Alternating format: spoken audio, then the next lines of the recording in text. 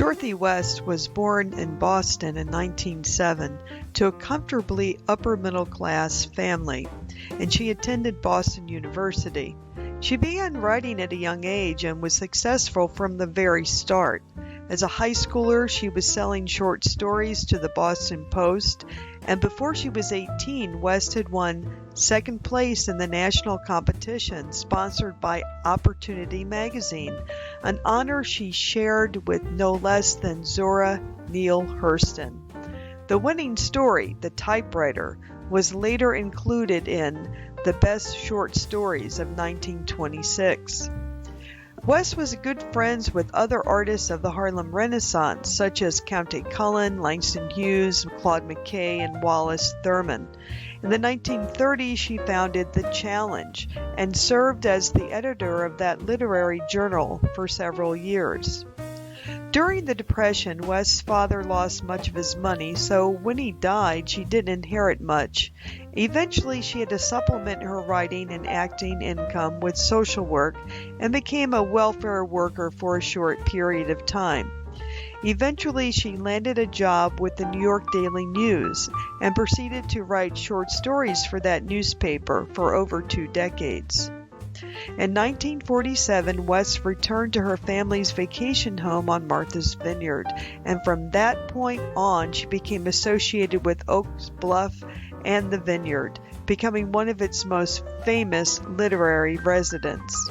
She published her novel The Living is Easy in 1948, and it centered upon the upper middle class group of African American families who had vacation houses on the island.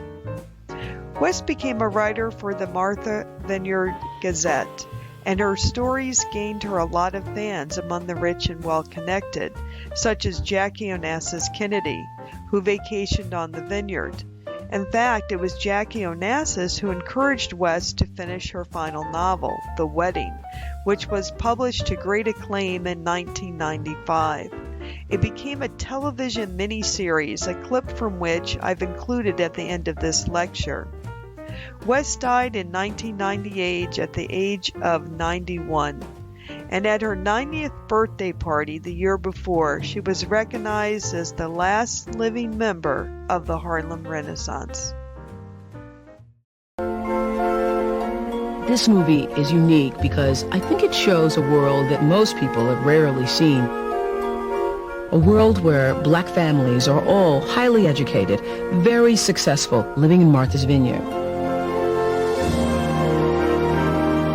Halle Berry plays Shelby Coles. Her upcoming wedding to a white jazz musician threatens to tear the whole family apart.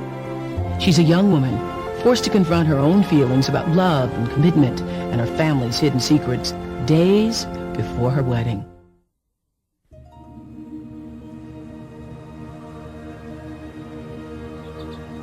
As far back as I can remember, I've spent every July and August with my family here in the Oval, on the island of Martha's Vineyard.